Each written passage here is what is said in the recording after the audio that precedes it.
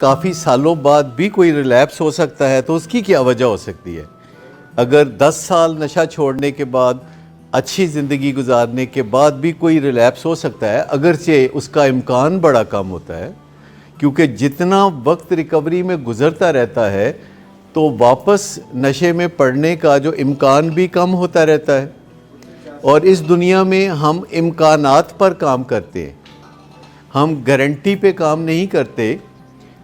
अगर हम traffic rules पे पाबंदी से अमल करते हैं तो कोई गारंटी है कि हादसा नहीं होगा? चांसेस कम हो रहे हैं। हालांकि अगर हम 100% ट्रैफिक रूल्स पे पाबंदी कर रहे हैं तो फिर गारंटी होनी चाहिए ना कि हादसा नहीं होगा।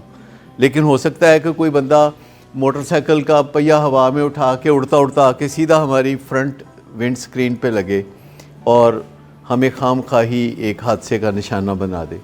पहली बात तो ये बात है कि कई साल बाद भी रिलैप्स का ख़तरा होता है।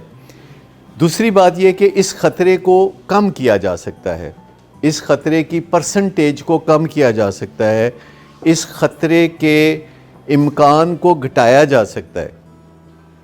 लेकिन अगर कोई बंदा 8 साल के बाद भी रिलैप्स होता है तो आप इन 8 सालों को कैसा समझेंगे जो वो एक रिकवरी में था और अच्छी ज़िंदगी गुजार रहा था? इन 8 सालों को भी आप किसी गिनती में शुमार करेंगे कि नहीं, जो कि अगर वो नशे में गुजारता तो शायद ये 8 साल पूरे ना करता। अगर वो फिर रिलैप्स हुआ है तो उसके पास फिर एक नए सिरे से अपॉर्चुनिटी है कि वन मोर टाइम उसको कंफर्म हो गया कि ओहो मैं फिर गलती कर गया। हो सकता है कि वो अपने आप को बिल्कुल ऐसी एक्टिविटीज़ से उसने अलग कर लिया हो जो कि रिकवरी की एक्टिविटीज़ होती हैं, जैसे कि 12 कदमों की मीटिंग या थोड़ी बहुत काउंसलिंग या सेल्फ स्टडी।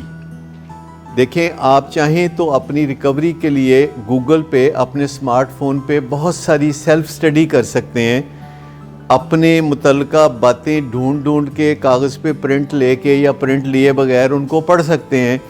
जो प्राइमरी क्रॉनिक बीमारियां होती हैं, जिस लिस्ट में एडिक्शन, अल्कोहलिज्म भी है और हार्ट डिज़ीज़ भी है और डायबिटीज़ भी है, प्राइमरी क्रॉनिक बीमारियां रह के वापस हल्ला मारती हैं। जैसे किसी को दिल की बीमारी हो, बेहतरीन इलाज कराए, बेहतरीन परहेज़ भी करे, फिर भी रह के ये बीमारी हल्ला मारती है कि मैं तुम्हें फिर ना नए सिरे से नुकसान पहुँचाऊँ। लेकिन पुरानी जो बीमारियां हैं, जो प्राइमरी क्रॉनिक बीमारियां हैं जिसमें एडिक्शन भी शामिल है, इसमें ये वाहिद बीमारी है कि जो इस बीमारी में रिकवरी में रहे फिर वो इस बीमारी से नहीं मरेगा। लेकिन जो प्राइमरी क्रॉनिक बीमारियों में दिल की बीमारी है, वो जितना मर्ज़ी अच्छा इलाज करा ले, आखिर में एक दिन चांस है कि वो दिल के दौरे से ही मरेगा।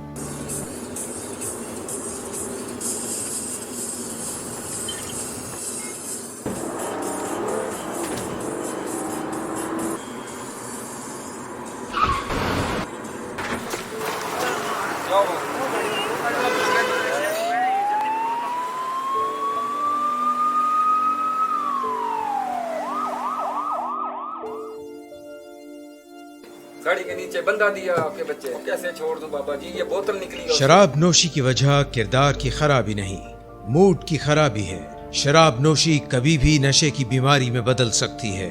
नशे की बीमारी हर स्टेज पर काबिले इलाज है। मदद हासिल कीजिए, क्योंकि वो ऐसा नहीं करेगा। विलिंग वेज से मदद हासिल कीजिए, कहीं से भी मदद हासिल कीजिए, लेकिन फौरी मदद हासिल कीजिए।